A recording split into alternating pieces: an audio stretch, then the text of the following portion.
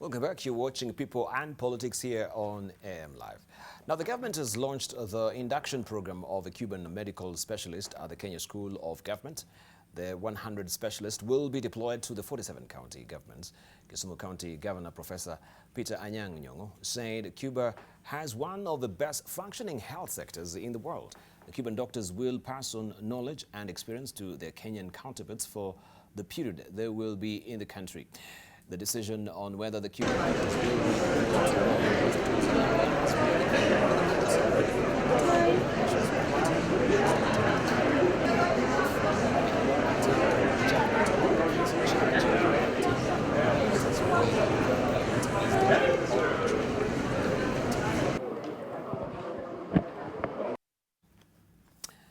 So let's hear from our panelists which way with the Cuban doctors, and of course we know also the court has capped all that particular process for now at least, with what the labor relations also has also put forth this particular deployment of the Cuban doctors until further clarification is made from the courts. We want to hear from, let's hear from Dr. Eseli to tell us more about this. The Cuban doctors, you've not really been in support of it? No, I've not been, and I'll never be. You'll never be? Because this is a place we've been before.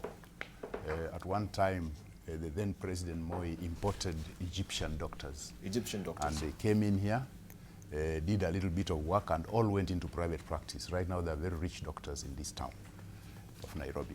Now, the excuse has been... With the Coptic, some of, I'm just no, saying... that's a different... That's the different. Coptic is a different operation. But what it looks like is, yes, Cuba has got a very good medical system, which would be good if we copied it. We don't want their personnel, we want their system.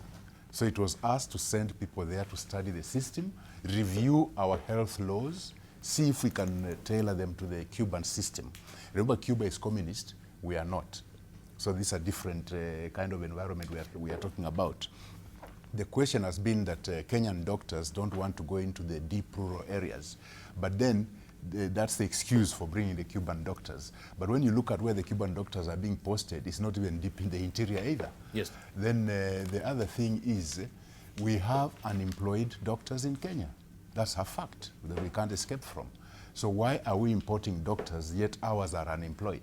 If it's a question of family medicine, medical schools like Egerton, Moi University, they offer family medicine. So if it's a question of getting people specialized in family medicine, then it would have been okay to sponsor our people to go and learn family medicine and come back here. Now, if it's about the technology, about how they eradicated malaria, yes, that's a good idea. We should have actually gone to study that and come and implemented it, not importing their stuff. Because I think we have turned everything on its head. Because as we speak even now, Kenya is importing buses from South Africa, while Tanzania is buying their buses from Kenya, from Isuzu, Kenya. And we are importing our buses from South Africa. That's how warped, that kind of warped thinking. And I can say that the thinking behind this, the people who thought this route would be the best, cannot definitely give us solutions, because what's happening now is, one, you demoralize the Kenyan doctor. And actually, the Kenyan doctor has been badly demoralized. They have called them all sorts of things, that they are not up to speed. They don't work in the rural. They don't want to work in the rural areas. Yet we know very well that health is devolved, and those devolved units are the ones supposed to hire the doctors, and they are not hiring them. So it's something that we bring the Cuban doctors here is not going to solve anything.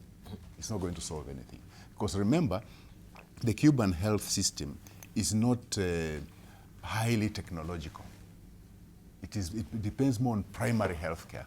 So saying that we've got dialysis machines which we can't use because we don't have specialists, so let's bring in the Cubans to run them. They are also not very technological as such. Their work is mainly from primary health care. So they are more on prevention than curative. And until Kenya gets to that point, bringing in 1,000 Cuban doctors will not be any solution. And remember, some of this money that's being paid for these Cuban doctors is not being paid to those doctors. It's being paid to Cuba, the country, because the Cuban doctors have become an export commodity. So Cuba exports doctors and gets paid. It's modern day slavery.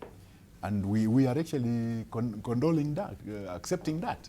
I don't think we lack specialized doctors in this country. What they need to do is employ them, and they'll work. Because I don't understand why how can they can sit down on a CBA, agree that they'll pay these doctors this much, and not pay them. And now the Cubans come and they're being given that higher salary. And Professor, whom I respect very much, Nyong'o, goes on and says, these are expatriates, so they have to be paid more. What is the law about getting expatriates here? You only get expatriates if you don't have those skills locally. We have those skills locally. So Nyong'o is totally wrong on that. I think the Cuban healthcare system is good. We need to see how we can adopt it here, but we don't need their personnel here to take away jobs from our people. And that has been the debate. We get the system, but we don't get the personnel. Dr. Otenda Mola, what do you think? I agree completely with Dr. Selisimi, and I've said that before on this show. The health administrators and the administration system in Cuba is what we need, not the health personnel. And therefore, to bring Cuban doctors and tell us they have a very good health system is a contradiction, because the Cuban doctors don't come to be administrators of health in this country. What we need to focus on is administration of health. But secondly, it should be remembered that we are in a health crisis. Mm-hmm. Why are we in this health crisis? We need to go back to where it started. The health crisis in this country started immediately President Uhuru Kenyatta was elected, and he called the first summit with the governors, and they persuaded him to devolve health in what has been called the Big Bang Theory.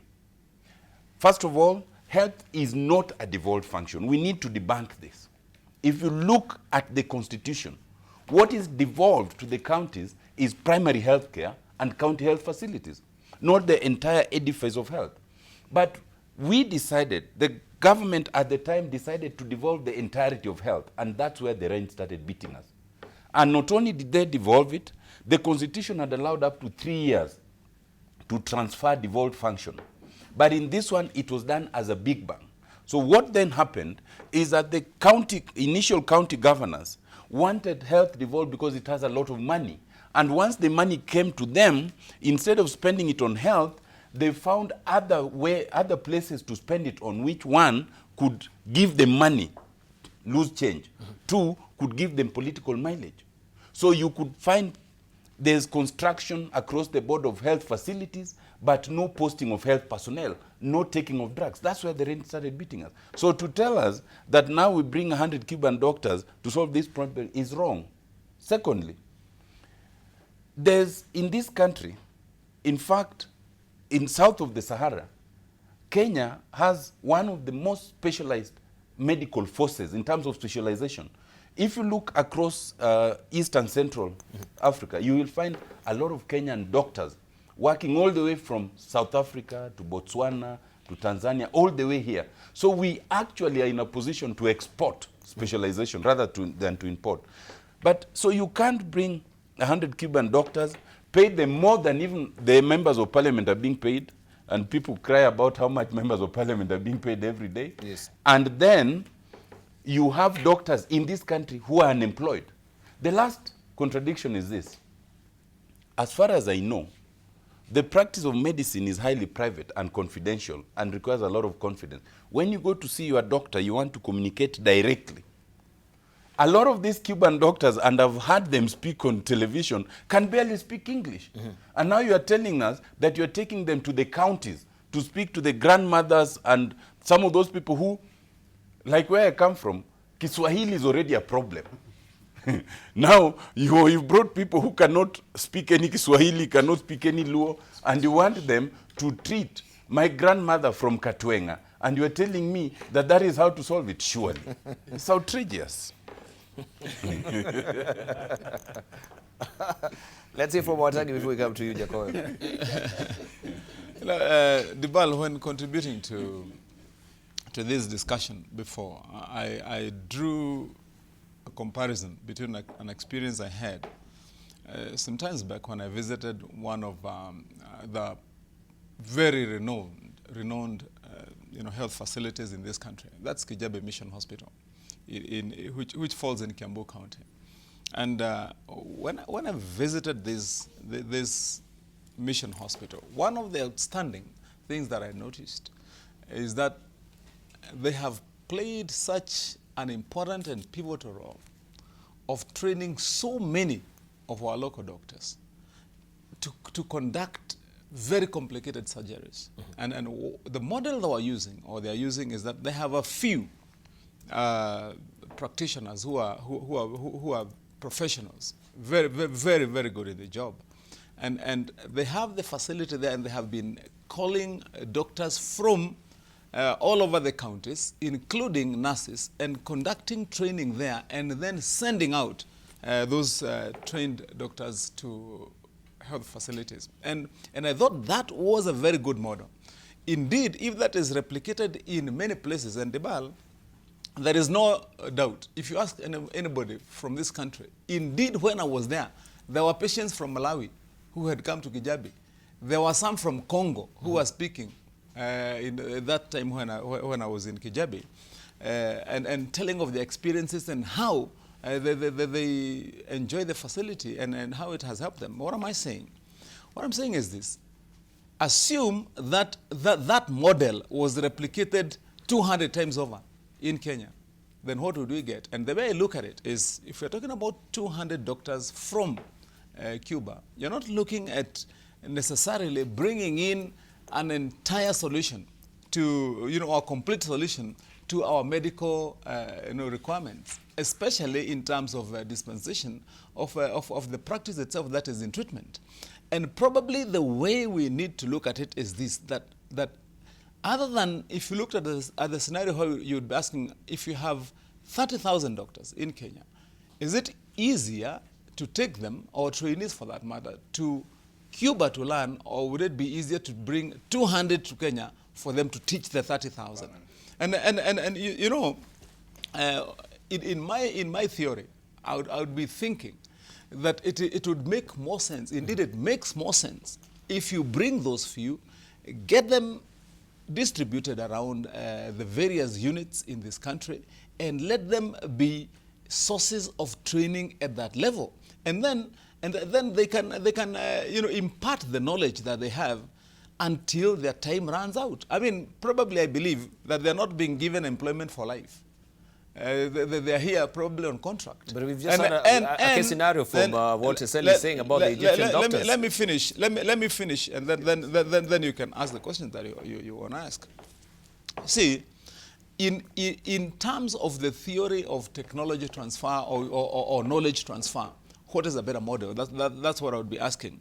And two, based on what Otiende Amolo was saying, let's acknowledge one fact, that even as we speak today here, we have a big shortage of doctors all over the country. Even even when we do not have total employment of our own doctors, but it is acknowledged that for public health, in public health facilities, we have a severe shortage of doctors. So how should we deal with it? Yes, it is true that health should not and cannot have been a fully devolved function. That fact speaks for itself, because the records that we have, the history we've had since health was devolved has been wanting. Remember the doctors, strike the nurses, strike, and definitely the problems people have been facing at the county level. So I believe that Dibal, this is a major problem. Health is one of the basic rights that Kenyans are entitled to as per our constitution. And so tackling this problem in whichever way, and I don't believe that bringing in 100 doctors would take away all the opportunities that are there to employ our doctors, because we don't even have enough. Now what we'd be asking is this: what is the best way to get the knowledge that these guys have got before they go back to Cuba, spread it around our country, give our people employment as much as we can, and then let's be a better country as far as public health is concerned. All right, can we have from I think Honorable Matangi, with all due respect, is misleading the people, that this is about technology transfer. We don't lack that technology. Knowledge transfer. Yes, we don't lack that knowledge here. What will, or expertise, if you like. Expertise, yes. Where they're being posted will not bring the Cuban healthcare system. if we are admiring the Cuban healthcare system, then what we need is these fellows should be in the Ministry of Health, trying to rework our policy on healthcare and our laws on healthcare, because already we have schools that are training people on family medicine. Moi University, Egerton, and so on, they are training people on family medicine. So we don't really require that. What we require, therefore, because remember, these doctors are coming from a system to work in a totally different system. Our system is not the Cuban system. So even as they come here, they are like fish out of water, because they are not working in the same system that is in their country. So if it's a question of knowledge transfer, technology transfer, these people should be in the Ministry of Health, helping us reorientate our healthcare system to be like the Cuban system. That will be more helpful. But taking somebody who has been operating in the Cuban system, whereby if you are having a kidney problem, for example, renal problem, you've already been captured right at the grassroots. By the time you get to the specialist, the disease is still very early on. So this specialist is able to deal with it at that time. Now you are bringing them in our system where by the time they are getting this patient is maybe in stage 4. Because of late diagnosis. Look at the reality. So the reality is Wamatangi must defend this because they've been brought by a system that he supports. My question is this. My question is this. Is upside down. Look at the number of Kenyans who go to India. Look at the number of Kenyans who go to the United States to go and get treatment there. Are you saying people going to India? Those sick people who go and get treatment doctors will not stop people going to India. Let's be realistic. I'm also more realistic than you are being. Paying millions and millions of shillings to go and get treatment in India. The Cuban doctors will not stop that. Others go, including prominent Kenyans, to go and get treatment in America. Okay, thank you. The Cuban doctors will in not South stop Africa that. And in Germany. The Cuban Those doctors are will their not systems. stop. All right, thank you. Wamatangi, okay, just a moment. Just a moment. Okay, the issue. Wamatangi, please. I'm sorry to bat in Wamatangi. All right, Wamatangi. Malaria is malaria. Wamatangi, please. Just a moment. We need also to clarify that when we have most Kenyans really going to India, and it's not that here in the country we don't have expertise, right? When we have the kidney transplant, it can be done here cheaply in the country. But of course, we know even this system, just a moment, has been gamed. That we have collusion of some doctors here in the country and of course from India. Yes. This is a known fact. There's been an expose on this. It is known in this country. Just a moment. But what we fail to understand is the fact that did the government do enough baseline survey to make sure that we have enough clinical officers who are still jobless employed? We still have also doctors who are jobless employed. And then when we have a deficit is when we cannot try and import the Cuban doctors into the country. Because I want to take you, look, the same scenario that we're having in the country is what is happening in Uganda. In 2015, I remember very well, there was an unaided export drain. And I think also I've just tried to look at the internet to try and retrieve that particular story.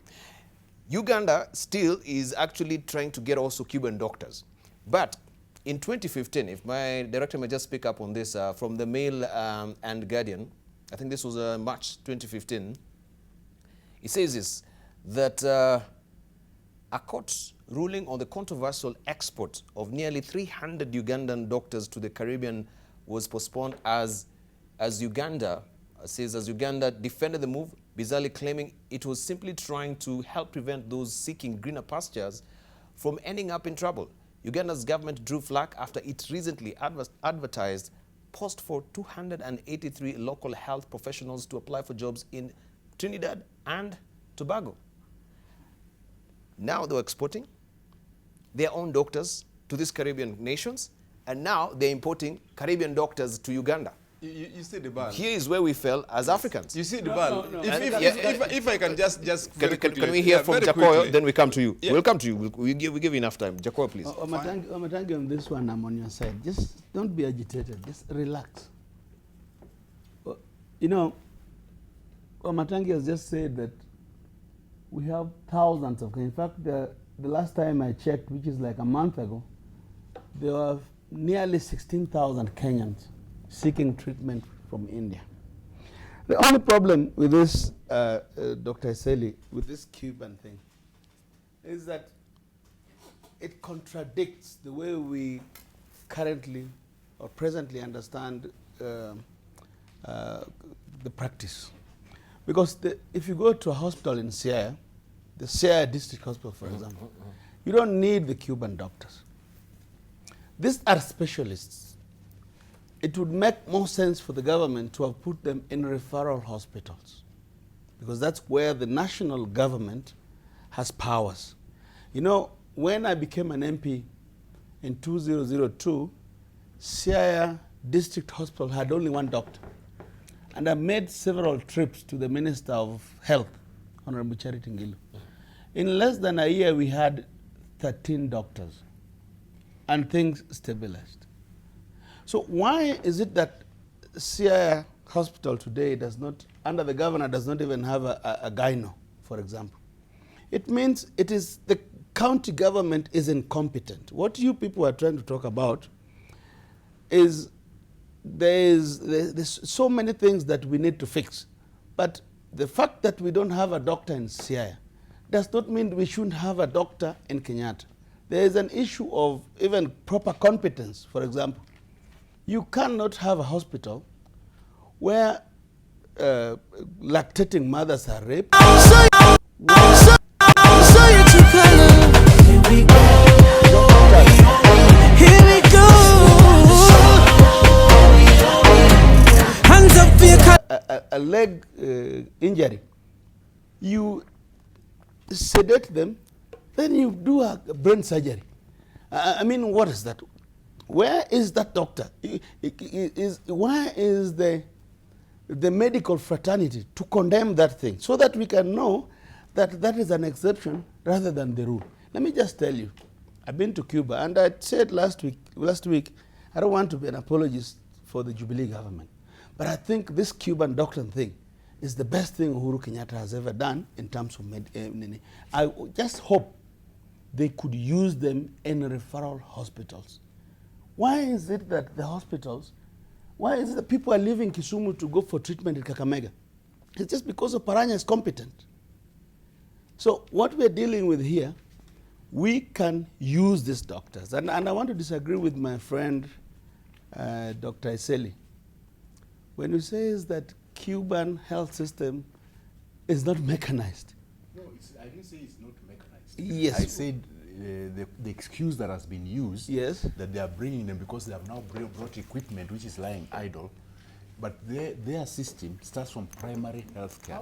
By the time you get to the highly technical area, this person has come from the grassroots before they get to that. No, change the system for it to work with. Otherwise, right now, our people are just dying. Our people are dying in the hands of incompetent political decisions. Let me just tell you. Incompetent political decisions. What Uhuru has done when he visited Cuba. Remember, Kenya was the only country in this region that was not sourcing doctors from Cuba because of politics. Now we are doing it. Just do it right to stop the unnecessary deaths of people. Thank you. I think what we need. Can we clarify? What we need is a policy change. If we want what you had said, to be like the Cuban healthcare system, what you had said, then Dr. we need to Eseli. get Let the him finish. Cuban We'll come to you, healthcare system Matangi. in our place. And to get that in our place, it means these people first should have started at the Ministry of Health to try and change our healthcare system, because bringing them here from in a totally different kind of healthcare system is not the solution. I can assure you 100 doctors are not going to be the solution to our healthcare problem. The decision to bring the Cuban doctors was also knee-jerk, just like the decision to devolve healthcare at once. Thank you. Briefly, Wamatangi. Yes, I wanted to very quickly just, probably debunk what Dr. Eseli was saying, and probably also discount it, because especially looking at how systems work, including healthcare systems in this world. Dibal, I can tell you and tell Dr. Eseli, take a visit to Mombasa Road right now. There is a building on Mombasa Road where they employ thousands of Kenyans right now for facilitation of several services in the entire globe in that one facility. You can go there, you can have your international flight bookings, you can have appointments with doctors anywhere in the whole world in that one center. So let me tell you, Dr. Eseli, in the system, for example, the healthcare system in America, and actually in most of Europe, you will find a doctor sits in the United States, diagnoses a problem with a patient, and sends those results, and the prescription is done in India and sent back, such that when you're waking up in the morning, that is done. Now, you know, what I'm telling you, what I'm simply saying to you, Bwana, as an expert, that, you know, please don't play ignorant. The point is this. The point is this, Dibal, that cancer in Kenya, I don't fall for that. Cancer in Kenya is cancer in South Africa. Right. And cancer in Kenya is cancer in the United States. You know, if you have a problem with the abdomen, Dr. Eseli, here in Kenya, it is exactly what you're going to get prescribed for. So, my friend, you know, your argument cannot hold in this particular case. Right, thank you, Wamatangi and Eseli. I think also Wamatangi is entangling himself in if you have telemedicine and you can actually do X-ray in India or America, then we don't need to import into the country. You know, what we can do if we need you actually your expertise. Listen, Debal. The world is flat. The argument Dr. Eseli was talking about is talking about system. He's saying that the Cuban system. Okay, thank you. Cannot I think we're losing Kenya, it. That those doctors are used I think we're to a losing Cuban it. system. We're There is losing no the track of system. the discussion. Thank you. Let's hear from Motene. I mean, it is simple diagnosis. Thank you, Eseli. Let's hear And from simple Motene. expertise. Thank you. You know, the problem of health is a crisis in this country. And let's not reduce it to a basic exchange about 100 individuals. For me, I don't agree with it, and I've stated why. I think that the solution lies, one, we need to rethink the idea of devolving health. There's nothing in the Constitution that stops the president and the executive and the government from rethinking that idea, so that we only devolve that which must be devolved. And secondly, we need to think of a very clear way of ring-fencing the funds that are sent to the county for purposes of health, so that it is not misused, so that it actually becomes meaningful. The truth is, in the last 5 years, we are degenerating instead of improving health. We had come to a situation where health was actually improving. But if you look at now with the broad devolution, health is getting from bad to worse. And what we are having from national government is knee-jerk reaction. One, bring 100 health professionals from Cuba. In any event, Wamatangi gave the example of India. So people go to India. Then you could have brought Indian doctors. I've not heard anybody going to Cuba. But two, import containerized, medical facilities, the ones lying in Mombasa. Those, what are they called? The clinics. The mobile clinics. So we keep having these knee-jerk reactions that are supposed to improve healthcare, but they will not. Because what we should have is a rethinking of the structure. That is when we will help ourselves as Kenyans. Thank you. And of course, I also want to draw your attention on what just this epitomizes what really how sick also our system is. This is what is on the front page of the People Daily today.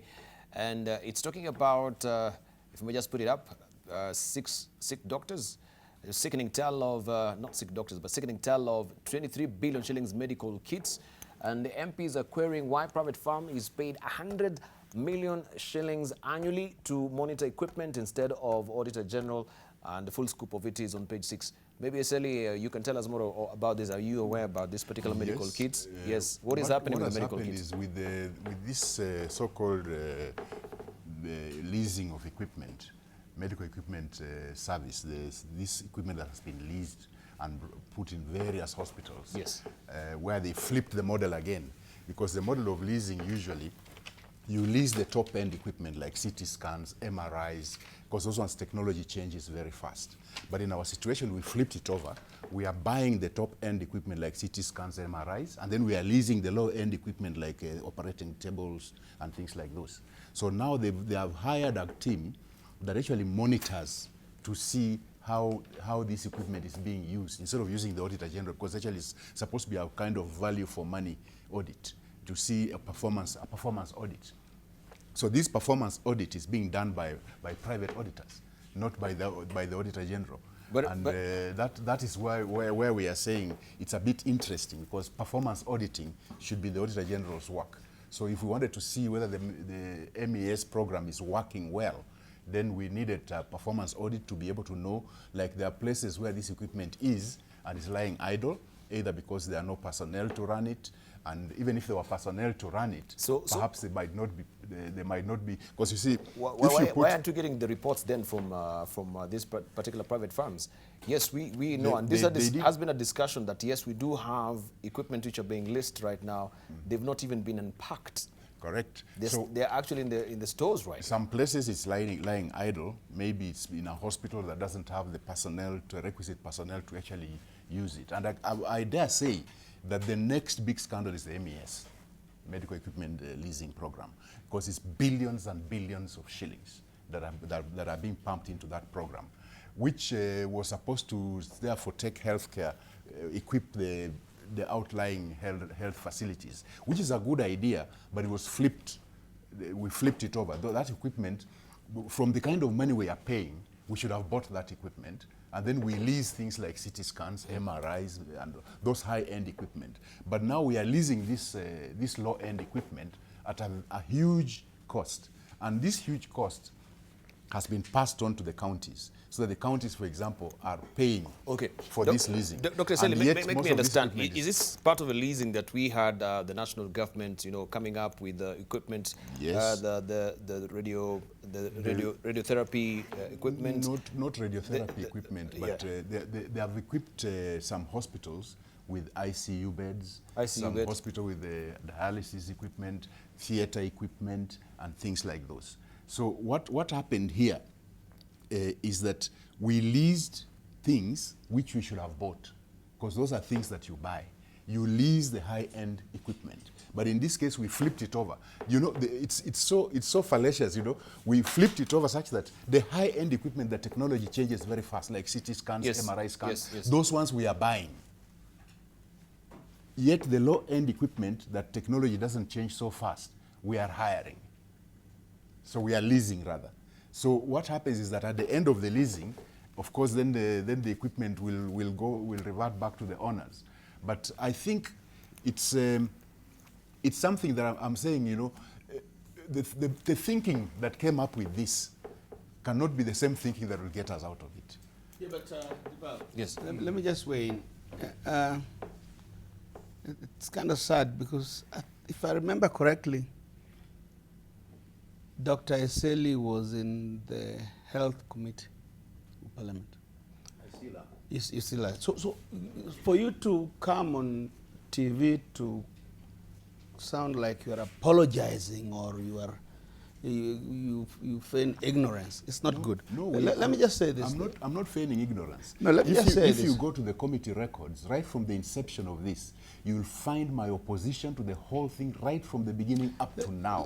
We flipped it over. But you know how our committees are constituted. You know how our committees are constituted. I agree with you. Our committees are constituted in such a way that the ruling group have the majority, and they will have their way. Only to say this, Dr. Your explanation to us and to the nation is very intelligent, but shouldn't be coming from you. As a member of parliament, I think you people need to continue the work of reorganizing our government. I think so far it's been good, but this is a crisis, like Dr. Tiende says. When you hear the word leasing, you must flip it to read corruption. That is corruption. And it should not be like we flipped it, because I am not with you. I flipped nothing. What I am telling you is that you as a parliamentary committee, this is one case, whatever is in the front of that paper of the People Daily, is one case for parliamentary investigation. You must know who is involved in that theft. That is just theft of public funds. Secondly, I wanted to say, because I think we may be misguiding Kenyans, when Dr. Otiende Amolo has said twice that health is not devolved. And Schedule 4 of our Constitution says that for county governments, one of their primary roles says county health services, including county health facilities and pharmacies, ambulance services. So it may not be devolved in terms of policy, but the physical provision of health care is a duty. What we need to clarify is to close the window for theft by national government. Because the governors now have no medicine in these facilities, which the Constitution gives them powers to take care of. But what are they doing? Remember Dr. Eseli, in the last budget before devolution, we only gave KEMSA 4.3 billion shillings to procure medicine. Last year, the governors collectively used 130 billion to procure medicine, and it is not there in the medical facilities. In other words, they are stealing from the public. What that has done is to create a window for the national government to do things like clinics, to do all those things, because the governors are not providing. The pressure should be on the governors to do what the law expects them to do. You should ask yourself, why was there no strikes in Bomet throughout the time Isaac Ruto was there? Why is there no mutiny in Kakamega or Kisii County? It means the governors there understand their role. Ongwae understands this role, Oparanya does, and Isaac Ruto did. What we need to do is to follow the law, but stop the national government from participating in this issue of health, because it is what is creating confusion. The governors need to go to work. If you are a governor and you cannot provide malaria medication, in other words, you are killing the people who voted for you. Right. Right. Dibala, just very quickly on that. One, I think it's important that we separate the two clear issues. All right. And I think I interrupted you. Yes, Senator Matangi. Yes, you did. Let me first also note on that footage that you just played.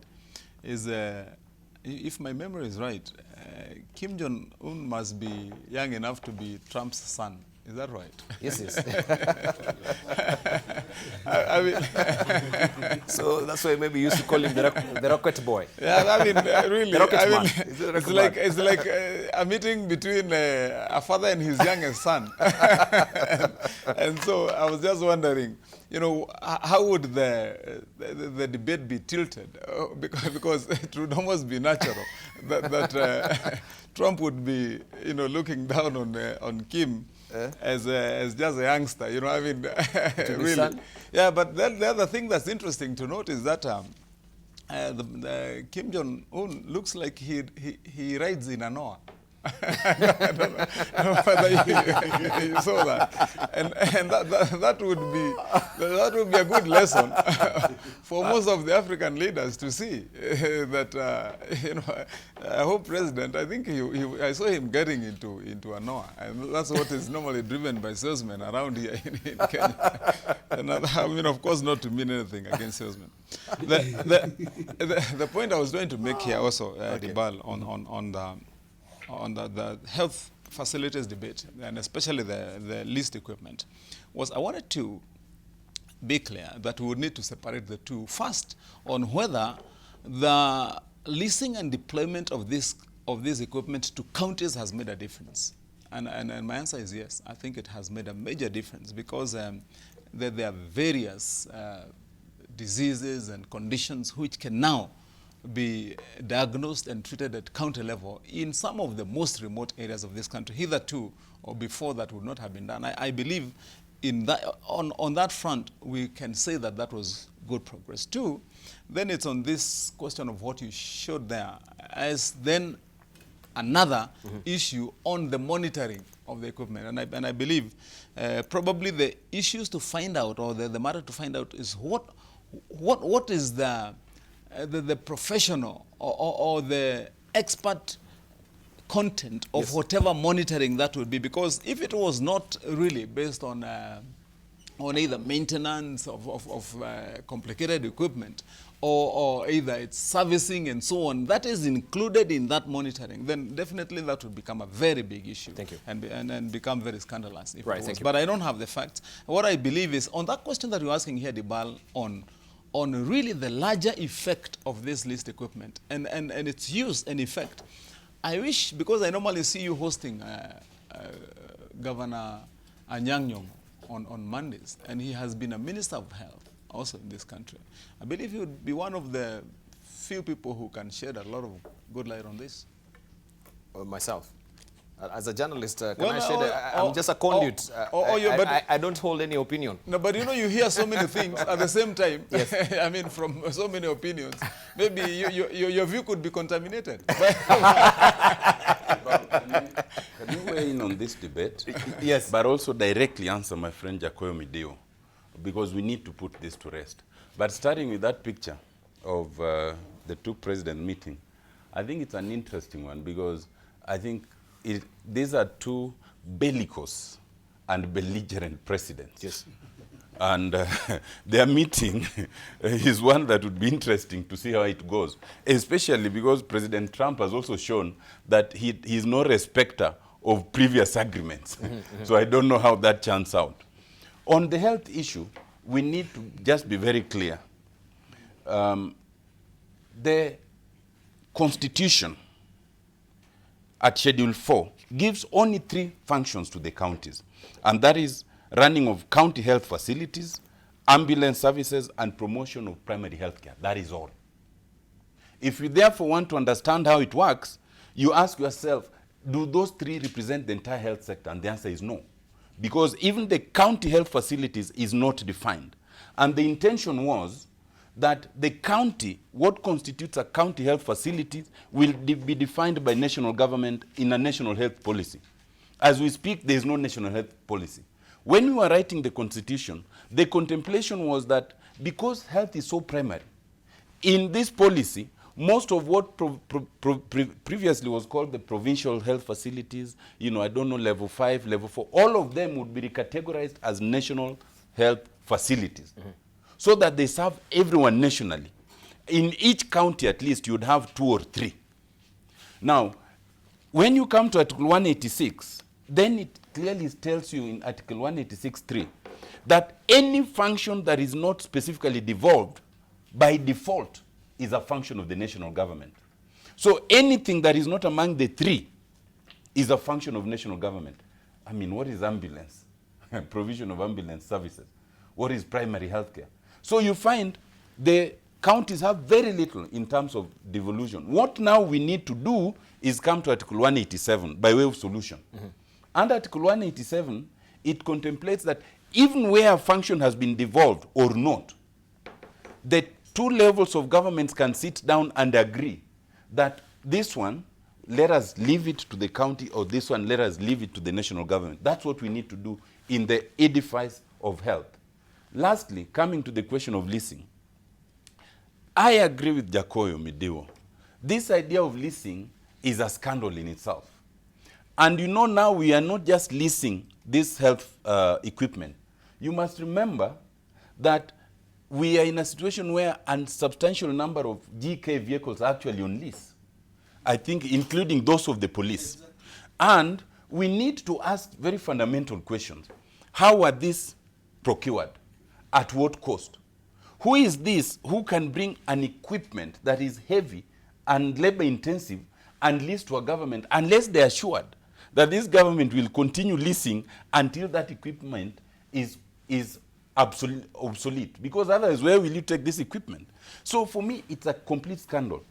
If the government can borrow billions in Eurobond, can borrow from the local market, why would the government then lease and pay money, which the money, for example, for vehicles that is paid in 1 year is enough to buy that vehicle, which will last the government 10 years. The entire idea of leasing equipment, it is a warped idea in my view. Because if you can pay the amount you're paying for lease every month, it's no different from you borrowing. Instead of paying rent, then you borrow and you pay the mortgage, because that's what it is. The government leasing is you paying rent at an equivalent rate at which you could pay the mortgage. Then why not buy it? So for me, it is the entirety and not just the medical equipment. We need to ask the 2 fundamental questions. What is the need for the leasing? And secondly, why is the Auditor General being shielded from auditing? Because these things will be exposed. And therefore, I think it's completely wrong. Right. We need to bring it to a close. When you have an administration that's pro-business, not pro-people, you end up with this kind of situation. whereby we end up leasing because it's pro-business. These are businessmen who are leasing these things out to the national government. So in a situation like that, the administration needs to draw a line, because they are too pro-business. So that they promote business. So they allow you to bring your things and lease them. They lease them from you. So it's all pro-business but anti-people. Because when you allow too much pro-business without shielding the people from the effects of that business, because businessmen are out for profit. You don't go into business without looking for profit. In this situation, to me, the equipment that has been leased should actually have been bought. The equipment that we are buying, that's the CT scans and MRI scans, those ones should have been leased. So it's something that we need to, and by the way, in the last parliament, the health committee that I belong to, we wrote a report on this managed equipment service, and we actually showed that there was something wrong with it. And we tabled that in parliament, and parliament adopted it. But still, in fact, now they have increased the number of institutions that will benefit from this leased equipment. It's not to say that the leased equipment are not making a difference. They are making a difference in our healthcare services, but at what cost? It's just like saying the SGR is okay, yet the cost of the SGR was not justified compared to what Ethiopia spent. So the SGR is good, we require the SGR, but not at that cost. The same thing with this managed equipment service. Yes, they're making a difference in the grassroots, but is the cost justified? So like the performance audit on this should actually be allowed, the auditor general should be the one doing the performance audit. Thank you. Not private auditors also. Right. Let's get closing comments from Otende going forward. We'll actually finish with you. Let's just begin with Jacob. Okay. Very briefly, I know we've not discussed the NYS scandal as well and the bailing issue as well, which is also a very contentious one. But we can pick up that maybe next week. Jacob. Yeah. Well, just one word on it. I don't think anybody has powers beyond the Constitution to keep people in jail without bail. I think that's the most unconstitutional thing we should practice, because it spells doom going forward. We want fight on corruption to move on. But I hope the DPP and the DCI are watching this show. This issue of leasing, remember the pump with which the government launched the leased equipment in Machakos Hospital? It should not be that some containers are still sitting in the port and the thieves who brought them are walking on the streets, because they cost us money. The intention was to bring them to help us, whoever that intention was. But let me say this. I want to plead with my friend who will speak last, Honorable Chende Amolo. Whatever is in the Constitution for the governors to do, and the money that this country spends on health, it must not come from us that we are shielding them from the responsibility. Let me tell you, it is working in Makueni, it is working in Kisii, it is working in Bomet, it is working in Kakamega, and I know it will work in Kisumu. What I am saying is that the way the law is, if we need another law, another enabling law, let us make it clear to them to stop killing our people. Because the health situation in this country is so confused. Lastly, I want to beg Honorable Eseli, sitting in the Health Committee, that this issue of Cuban doctors, now that they are here, irrespective of what you feel, let Parliament debate it. Let us sort it out. Let us create order. Even if they refuse to listen to you, show them how to use the doctors, because I think that is where the problem is going to arise. Thank you. Thank you. Omatangi, briefly. Yes, Dibala, I think I just want to finalize on that issue of leasing, just with a few lines. And you know, my disposition always is to state what I believe is true against what I think would be popular. And in this case, I would say two things, Dibala. One, in critical business and investment Can we just take one, please? One. Yeah, sure. Yeah, in critical and business thinking, there's always this question on, is it better to buy, for example, property or a house or than to rent? And the answer is always one. If you're an investor, you are better off renting than buying. You can use the money to do other things. If you have ever observed critically operations of government, and I have, and all these leaders here have, go to the yards here in the industrial area at Public Works, and you will see Mercedes-Benz, C200, C400, C500, all in the parking lot awaiting auction. Why? Because they were bought at exorbitant prices, and besides that, the maintenance costs have been shot up so high such that it is no longer economical to maintain them, and so they have to be sold. Now the question is, if you're thinking pro people and you want to invest government money well, are you better off going to somebody who is selling a Toyota than a Mercedes and leasing it from him and giving him a contract to maintain it at the same time, such that, because the biggest problem we have in government, I tell you, Dibal, are those bottlenecks and exploitation of the processes after the purchase. Thank you. And so if that arrangement would be looked at better, there would be a very big case of, do you want to go and buy and then continue to maintain at those prices? Thank you. Or are you better off having a deal where there is a contract to maintain? Right. Essentially, your closing statement, briefly, 30 seconds. I think I'm in agreement with Wamatangi, but the thing is, what is the cost? Have we seen the contracts, the leasing contracts? Because I can assure you the beginning of the leasing contracts is where the trouble is. The amount of money that was put in there is not justified. Now, the issue of leasing, I've told you that world over, we lease high-end equipment, CT scans, MRIs. Right. The low-end equipment we buy. But for us in Kenya, we flipped it over. We are buying MRIs and CT scans and leasing theater forceps. Thank you. Okay, maybe we can give you, as we're closing, an assignment. Since also you're in the Health Committee in the Legislative Assembly, you're talking about leasing contract. We have now the Access to Information Act that, of course, if you want this particular information, you can get. Could we, as maybe people on politics panel, give you that assignment, that you'll go and look at the leasing contracts and you come with a contract next week? We try and actually look at the terms of a contract. If you can get them. If you can get them. And if you don't get them, yes, you'll give us even that frustrations that you didn't get that particular contract. So next week we analyze this particular contractual agreement. Let's hear from...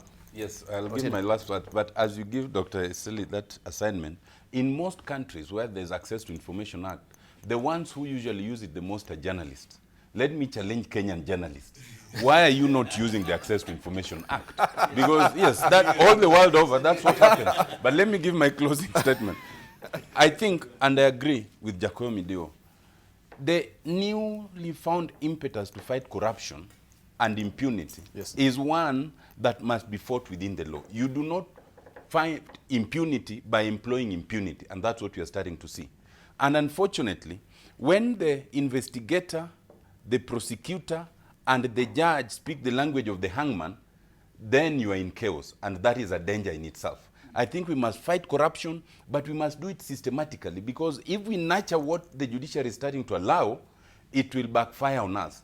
And all those who want to fix you politically will simply brand on you some corruption thing, and you are denied bail, and you are denied a fair trial, and you are doomed. We would be back to the dark Moi days, unless we are careful. Thank you. Thank you.